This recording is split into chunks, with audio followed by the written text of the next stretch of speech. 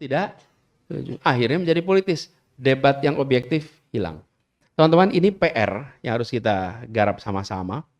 Dan saya masih sangat optimis bahwa unsur-unsur pro-demokrasi di Indonesia akan ikut dan bisa menjaga demokrasi kita tetap berada di relnya.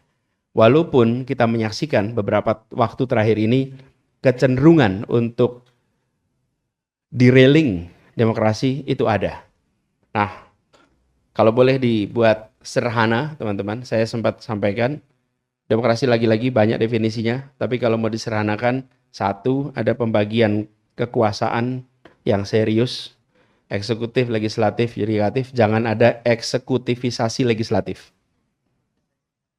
Jangan ada eksekutifisasi legislatif dan eksekutifisasi yudikatif. Ini tiga ini tetap jaga. Yang kedua, ada ruang untuk oposisi. Oposisi tidak dimatikan. Ini bukan formalitas ya. Apa sih mematikan oposisi itu? Kadang-kadang gini, oh boleh kok oposisi. Tapi yang ikut oposisi nggak bisa dapat kredit di bank. Nggak bisa ngurus izin-izin setengah mati. Akhirnya menjadi oposisi itu penderitaan. Padahal oposisi harusnya dia justru menjadi pengimbang untuk memperkaya proses pengambilan keputusan. Itulah esensi oposisi. Yang ketiga adalah kebebasan berbicara, berpikir, ungkapan. Tiga itu kalau sederhananya yang harus dijaga minimal di hari-hari ke depan.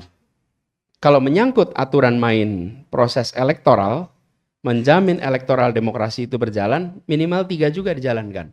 Satu adalah aturan main terkait pemilu, terkait pemilihan, itu nggak diubah-ubah. Kalau aturan main diubah-ubah, ini tanda tidak sehat. Yang kedua adalah penyelenggara, hakim yang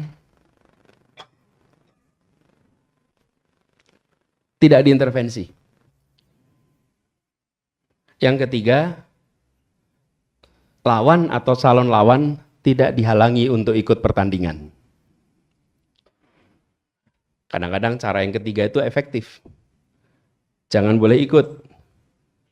Nah, tiga itu yang membuat proses elektoral demokrasi itu terjaga.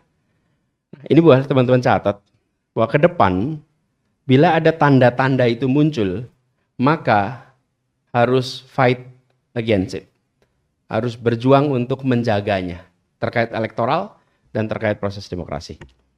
Pak Useng, sampai di sini dulu, kita diskusi selanjutnya. Terima kasih.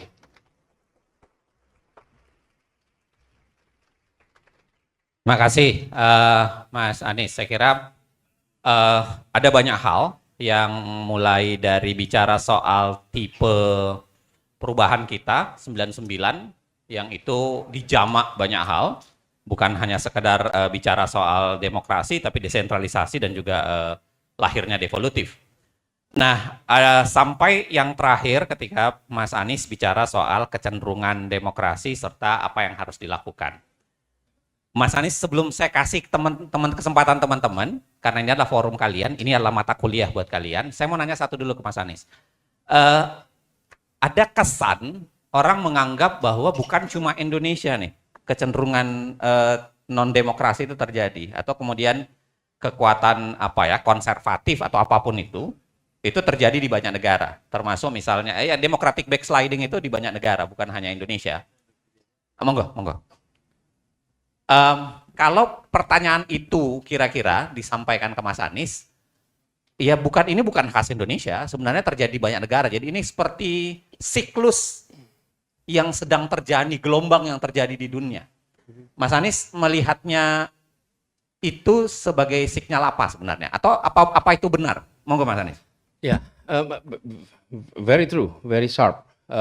Jadi kita menyaksikan ada kecenderungan bukan saja ide-ide non-demokratis, tapi ide-ide yang semula sudah dianggap usang, sudah dianggap terbelakang dan salah, sekarang menemukan tempatnya untuk muncul dan mendapatkan ruang secara besar.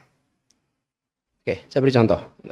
Jadi satu demokrasi, tapi bukan hanya demokrasi yang mengalami perubahan. Kan atau dengan kata lain gini, ide otoritarian itu kan ide yang secara umum dianggap tidak menarik gitu, salah.